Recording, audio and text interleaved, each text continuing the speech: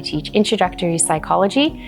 I've been doing that now for I think 13 years. We had 3,000 students in the fall term. Because of the size of the class, it's not as if I can individually sort of notice when a student is struggling.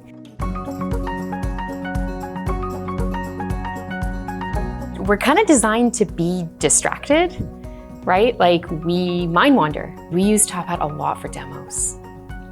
We do all kinds of demos in our class, both sort of these quick data collection things. So we do it a lot for quick opinion polls, right? Like in a class of 600, it makes them feel like they're part of it. We have a cool one on which one of your grandparents do you love the most? We have another really neat one on gambling decisions, right? Because men make riskier choices than women in general. And so we can just show that, like men answer this question, women answer this question. But when you can present them with data that is collected live, it can have a really big impact on not only sort of their trust in the science that you're presenting, but in their own interest.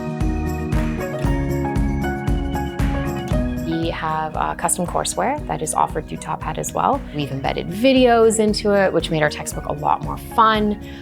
We also have checkpoint questions after every section so that our students can kind of know, did they understand that previous section? And then we have like discussion prompts. These are just for practice, and yet hundreds of students answered them.